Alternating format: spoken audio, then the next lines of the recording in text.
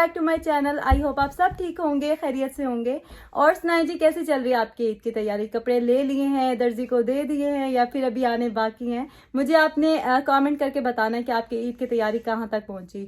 और मेरी तैयारी जो है वो मैं आज की वीडियो में आपको बताऊंगी कि क्या क्या काम कर लिए हैं और कौन से काम अभी करने बाकी हैं। वैसे हर चीज़ ना आजकल बहुत जल्दी जल्दी में हो रही होती है, क्योंकि सिर्फ 2 से 3 दिन रह गए हैं और इतने सारे काम पड़े हैं। तो चलें जी, चलते हैं वीडियो की तरफ। सबसे पहले तो मैं आपको अमान और अली का ड्रेस दिखाती हूँ। जब हमने बहुत डिफरेंट से ड्रेसेस लिए हैं इनके लिए। वैसे तो पाकिस्तानी ड्रेसेस पहनते हैं, लेकिन इस बार जो है ना चांस नहीं बना हमारा पाकिस्तानी ड्रेसेस का, तो इसलिए फिर हमने ये सूट लिए हैं इन दोनों के लिए। अली ये देखो, ये कौन पहनेगा? ये देखो अली, ये कौन पहनेगा? कुछ दिन पहले हम लोग शॉपिंग करने गए थे ना, तो अमान और अली के लिए तो कपड़े मिल गए थे, लेकिन आयतिल के लिए कोई भी ड्रेस नहीं अच्छा लगा था। और मैंने भी अपने कपड़े अभी तक नहीं लिए हैं। अब देखते हैं कि क्या होता है, क्योंकि 2 दिन ही रह गए हैं ईद में और मॉल में जाना है हमने। वहीं से ही आयतिल का ड्रेस भी मिल जाएगा और लगता है कि मुझे भी कुछ ना कुछ मिल ही जाएगा वहाँ से। इस बार वैसे ना वो जो एक्साइटमेंट और खुशी होती है ना ईद को लेके, वो बिल्कुल भी नहीं है। शायद हालात ऐसे हैं कि दिल नहीं कर रहा कुछ भी करने को। खैर जो भी है, ईद तो आखिर मनानी है ना। और ईद तो वैसे बच्चों की ही होती है। हम भी जब छोटे थे तो हर चीज़ जो है वो इतने एहतमाम से तैयार करते थे और सेट करके रखते थे कि नेक्स्ट डे ईद है तो जूते पड़े हैं, साथ कपड़े पड़े हैं, फिर चूड़ियाँ, हर चीज़ रखी होती थी। अब मैं अगर अपने बच्चों को देखूँ तो उनमें मुझे बिल्कुल भी वो एक्साइटमेंट नज़र नहीं आती, क्योंकि यहाँ अमेरिका में हमारे घर के अंदर ही ईद होती है। बाहर तो सब कुछ सेम ही होता है। तो इसलिए बच्चों को हम खुद बताते हैं, हर चीज़ का नॉलेज देते हैं, उन्हें बताते हैं कि पाकिस्तान में इस तरह से होता है, चांद रात होती है। वैसे यहाँ पे भी जो पाकिस्तानी कम्युनिटी है ना, वो लोग करते हैं सेलिब्रेट चांद रात को, और प्रॉपर स्टॉल्स वगैरह लगाए होते हैं उन्होंने। लेकिन कोविड की वजह से ना हर चीज़ जो है वो पीछे रह गई है। बस अब दिल करता है कि जल्दी से हर चीज़ बिल्कुल पहले जैसी हो जाए और सब कुछ नॉर्मल हो जाए। अच्छा जी, यहाँ पे अली के कपड़े तो मैंने प्रेस करके रख लिए हैं। अब मैं अमान के कपड़े प्रेस कर रही हूँ। मैंने सोचा कि इस तरह के जो छोटे छोटे काम हैं वो तो मैं कर लूँ ना, क्योंकि लास्ट टाइम पे फिर हमें इतने सारे और भी काम याद आते हैं। तो फिर चांद रात को ना बहुत लेट होता है सोते सोते, और ईद के दिन जल्दी उठना होता है सुबह। तो मुझे तो अक्सर जो है ना वो आई बैग्स का भी प्रॉब्लम हो जाता है।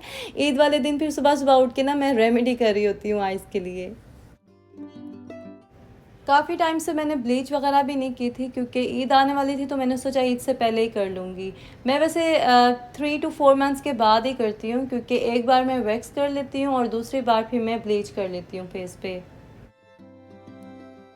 ब्लीच करने से पहले मैं स्किन को थोड़ा सा प्रिपेयर करती हूँ। तो अभी मैं मसाज कर रही थी फेस पे आलमंड ऑयल से, और मसाज करने के बाद मैं स्क्रब यूज़ करती हूँ और उसके बाद मैं ब्लीच अप्लाई करती हूँ। मैंने फेशियल भी करना था, लेकिन सच बताऊं टाइम ही नहीं मिला मुझे। तो आज मैंने सोचा कि पहले ब्लीच कर लेती हूँ, अगर बाद में टाइम मिला तो फेशियल भी कर लूँगी, क्योंकि मेरे पास ना जॉनसन का मास्क पड़ा है कब से। मैंने पाकिस्तान से ही मंगवाया था और एम्प्यूल भी है। तो मैंने सोचा था कि मैं 1-2 स्टेप दे के वही जॉनसन का मास्क लगा लूँगी, कुछ तो फ़र्क पड़ जाएगा ना। अच्छा, अक्सर लोग ना चांद रात पे ही फेशियल और स्किन पॉलिश वगैरह करवा रहे होते हैं। उन्हें लगता है कि हम रात को करवाएंगे तो सुबह हम निखरे निखरे लगेंगे।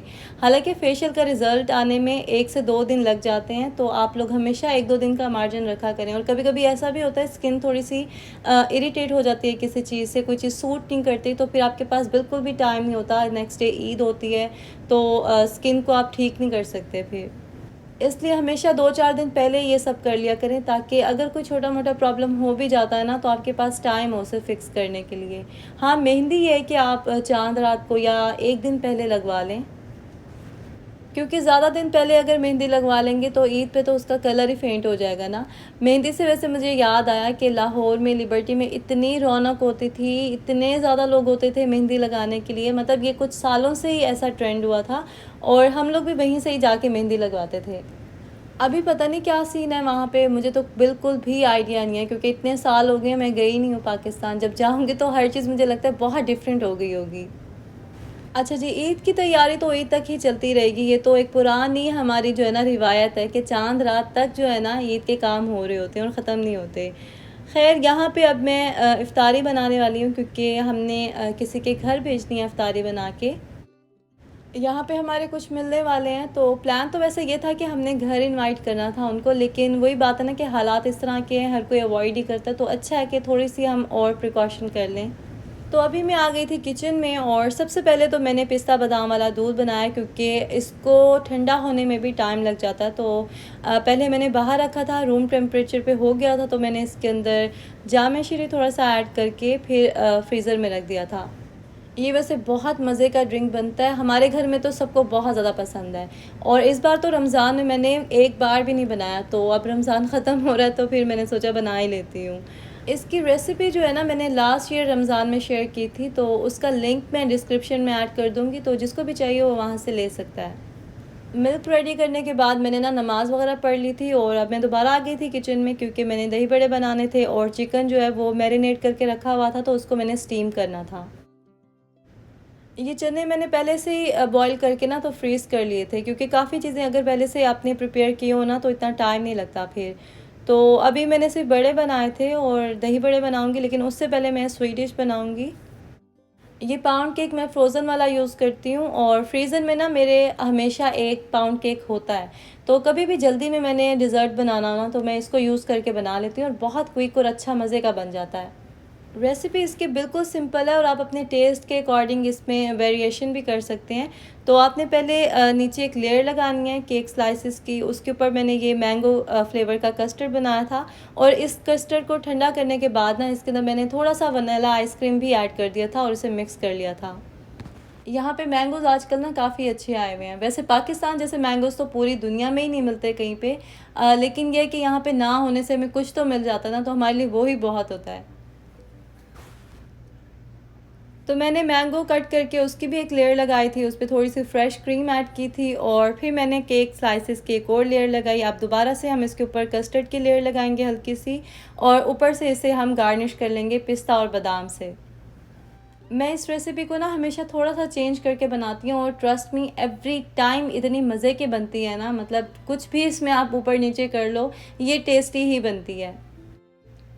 दही को तो मैंने बीटर से ही आज बीट कर लिया था, क्योंकि ज़्यादा दही हो ना फिर उसे फेंटने में भी काफ़ी टाइम लग जाता है। तो यहाँ पे मैंने चटनी रेडी कर दी है धनिया पुदीने की, जो मैंने पहले से बना के रखी हुई थी, और अब मैं बनाऊँगी दही बड़े।